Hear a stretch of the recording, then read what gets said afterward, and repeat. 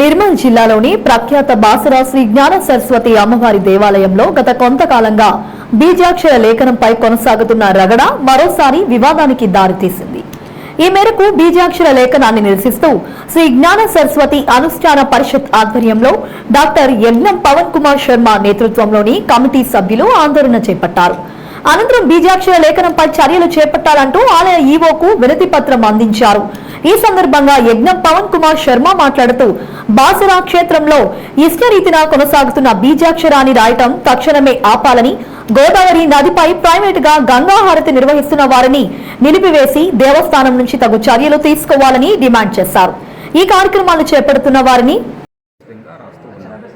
అదేవిధంగా మనకు ఫోన్లు చేసి అడుగుతూ ఉంటారు, స్వామీజీ మేము బాసరకు వస్తున్నాము, మరి మాకు బీజాక్షరాలు కూడా కావాలంటే వారు మన ఆశ్రమాన్ని కూడా వస్తారు. వచ్చిన తర్వాత రాత్రి పడుకొని తెల్లవారి స్నానం చేసి పిల్లల్ని తీసుకెళ్ళి మనం మందిరానికి వెళ్ళి అమ్మవారిని దర్శించి అక్షరాభ్యాసం చేసి ఆశ్రమానికి మరలా వచ్చిన తర్వాతనే మనం బీజాక్షరాలు రాస్తామని చెప్తాం. ఎందుకంటే పిల్లలకే రాయటం లేదు కదా, పెద్దవాళ్ళకు కూడా రాస్తున్నాం కనుక మొట్టమొదట అమ్మవారి యొక్క అనుగ్రహము అక్షరాభ్యాసము, అది అమ్మవారి యొక్క అనుగ్రహము, అది ఏ స్వామీజీ కాదు. అక్కడ అయిన తర్వాత ఆ ప్రక్రియ అంతా అయిన తర్వాత మరలా ఆశ్రమానికి వచ్చిన తర్వాతనే మనం బీజాక్షరాలు రాసి ఆశీర్వచనం చేసి పంపిస్తున్నాం. ఇది సత్యం, రోజు చేసినటువంటి ఇది ప్రక్రియ. ఎవరికి కూడా ఏ అభ్యంతరము లేదు. అభ్యంతరం చెప్పకుండా ఉంటేనే బాగుంటుంది. అందరం మన హిందూ ధర్మాన్ని రక్షించుకోవాలి.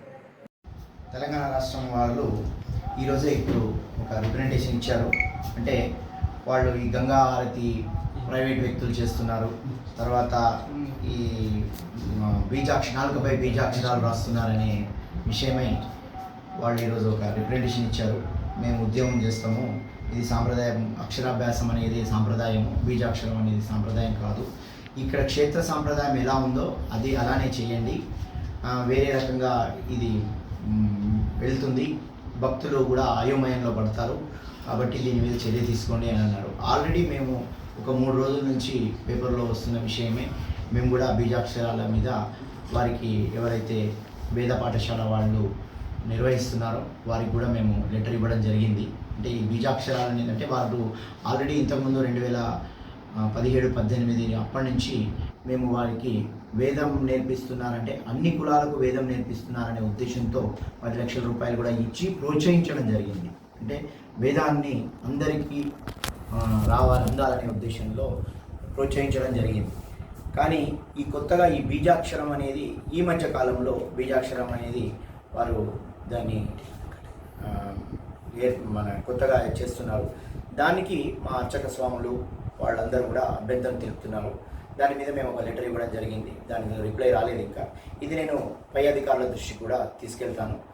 అంటే ఒక క్షేత్రంలో అమ్మవారికి అక్షరాభ్యాసం అనేది ఉండాలి. అంటే ఇది వ్యాస ప్రతిష్ఠ చేసిన దేవాలయము, ఏదో మానవులు చేసింది కాదు.